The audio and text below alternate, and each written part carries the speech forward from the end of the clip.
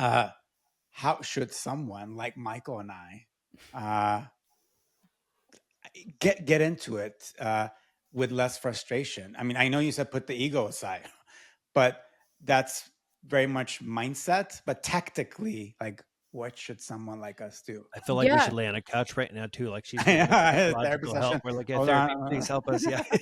No, I think, and I do this example because it's like the thing that I see the most, and that's how I've gotten one of my best friends, Jodie Cook. She's like, I looked at her and I'm like, wow, but she wasn't on LinkedIn because she didn't think that she needed it, and it was like she didn't want to play the LinkedIn game, and I reframed it to her like being such as I am 25, at least I was at the time when I spoke to her. I need to know your knowledge. The thing is, the way you're communicating it right now on other platforms isn't going to be useful to me, because LinkedIn, in the end of the day, is a social media platform.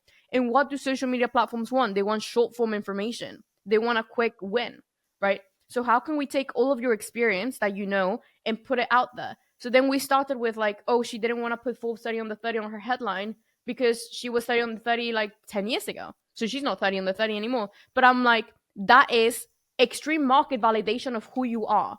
A lot of big entrepreneurs hate bragging, because obviously in the industry right now, if you guys go to a networking event, like I'm sure with like all the big players, talking about being X, Y, and Z, selling your business for X, Y, or Z as well, it's just like, I sold it for 7 figures, they sold it for 8 and 9. So why am I even speaking about it? But on Yeah. LinkedIn, it is a positioning game that you're playing. So you need to use every single ace card. I see it like a game of cards, and every win that you have it's an ace card. So when you look at it, as you open your LinkedIn and you start to write, you think, what card can I play today to my advantage that I already have to win? And you do your best every single day. Like you start from scratch and you go, okay, I sold my business for this thing. I need to talk about this. Okay, so I'm an ex Disney right now. Here's 10 lessons that I learned by working with billionaires as well. So that first line helps you set yourself apart from everyone else in the industry, giving you that insane unfair advantage that I've done this thing that you probably want to do, and I've done, and I have things to tell you, right? So that's like following my slave framework. Like you start with a story. I did amazing thing. Here's what I learned. Step 1, 2, 3, 4, 5, and then back to you. What would you do in this situation? How would you do it? How would you guys feel about this? So it is about turning year-long experiences into short, actionable, concise lessons that fit the new standard of how people are consuming content, and then being okay with the humble brag, which is, I've done this really cool thing, but I'm going to show you how based on Yeah. my experience. It is not about bragging, which is it is what LinkedIn is known for, the humble flex, or like even just over flex, which cringes a lot of people out. And it's being like, I've gone through all of this shit. Let me help you skip that and get to the end result, because I wish I knew that 10 years ago.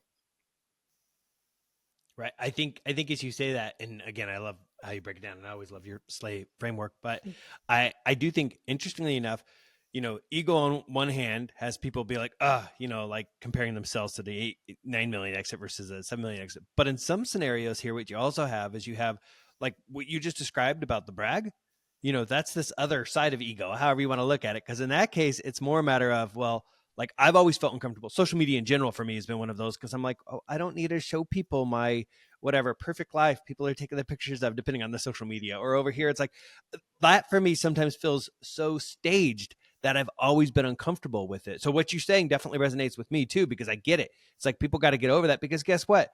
Who are the individuals that I'm following and listen to? The ones who do the humble brags, because now I can understand where they are and I know them better. But it's this hard balance to get past, at least for me sometimes, because I'm like, okay, where's my family, picture or whatever it is, or a picture of myself, portrait style, because I feel like that is a component that sometimes is showing up in some of these conversations. And I know that's a blanket statement, but there is an increase of that on LinkedIn, and there absolutely is a lot of that on other social medias.